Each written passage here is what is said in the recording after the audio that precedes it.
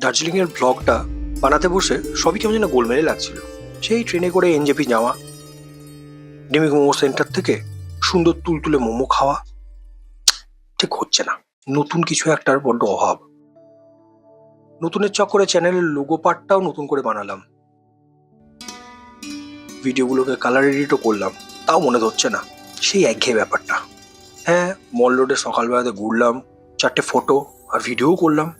যে হোপের সামনে লোকে একটা ফটো পাওয়ার জন্য পাগলের মতো মারপিট পর্যন্ত এগিয়ে যেতে পারে, সেখানে আমি আর কেতন কেত মেরে দাঁড়িয়ে পোজ দিয়ে ফটোশ্যুট করলাম। কেভেন্টার্সে বিনা লাইনে দাঁড়িয়ে সুন্দর হট প্ল্যাটারটা উদরস্ত করে দিলাম। তাও গন্ডগোলটা যাচ্ছিল না। টয় ট্রেন দেখতে গেলাম, সেটা ধোঁয়া উড়িয়ে চলে গেল। ইয়েস, পেয়েছি। রাস্তাটাই সব থেকে সুন্দর। দার্জিলিংয়ে বসে থাকলে হবে না। ঠিক, রাস্তা সুন্দর তাই না? তাহলে আমাদের আবার ঘুরে ওই এনজেপি যেতে হবে।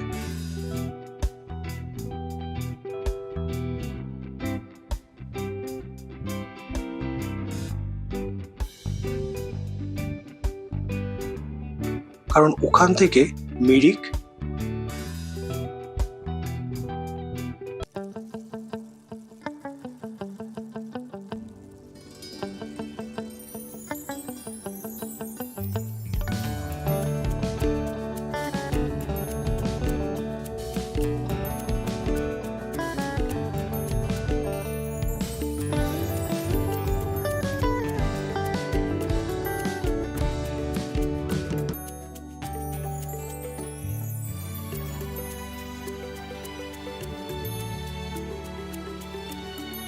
গোপালধারা, সীমানা বাজার হয়ে আমরা চলে এসেছিলাম দার্জিলিং এর পথে।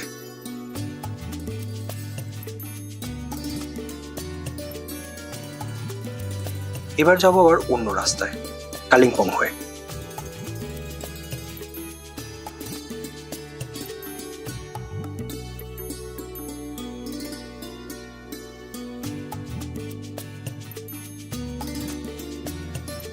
কালিম্পং এর আউটস্কার্ট রামধুরা।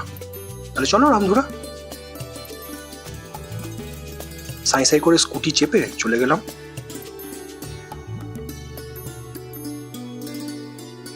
হোমস্টেটার নাম হচ্ছে রক ভিউ হোমস্টে।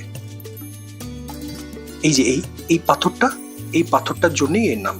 জানলা খুললে এই পাথর, আর তার ব্যাকড্রপে হিমালয়। খুব সুন্দর কাঞ্চনজঙ্ঘা ভিউ পাওয়া যায় জায়গাটা থেকে।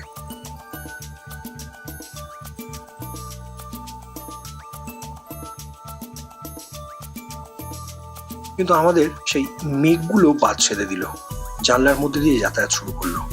খারাপ লাগে না ব্যাপারটা, ছোটবেলার গল্প মনে পড়ে গেল। পাহাড়ের জানলা খুললে জানলা দিয়ে নাকি মেঘ ঢুকে যায়। জায়গাটাতে একটাই চিৎকার শুনতে হবে না, নৈশব্দের। আমরা অবশ্য বিকালে চেক ইন করে পরের দিন সকালে বেরিয়ে চলে এসেছিলাম। কিন্তু দুদিন ল্যাদ খাওয়ার জন্য খুব সুন্দর জায়গা, খাওয়া খুব সুন্দর। আর হোমস্টে যিনি মালিক, উনি হচ্ছেন রিটায়ার্ড আর্মি অফিসার।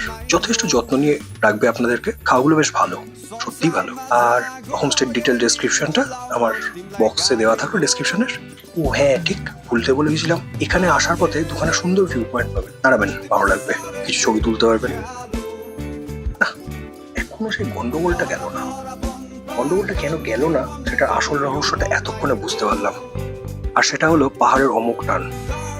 আর তার জন্যই সমতলে বসে যখন এই ভিডিওটা বানাচ্ছি, তখন শুরু থেকেই সবকিছু গন্ডগোলের লাগছিল। দার্জিলিং সুন্দরী, আর রামধুরারও তার জৌলুস কম নয়। এই সমতলে বসে ভিডিওগুলো দেখতে দেখতে বারে বারে ওখানেই মনটা টানছিল। যাই দেখি আবার কোথায় বেরিয়ে পড়া যায়। ততদিন আপনারাও ভালো থাকুন, সুস্থ থাকুন।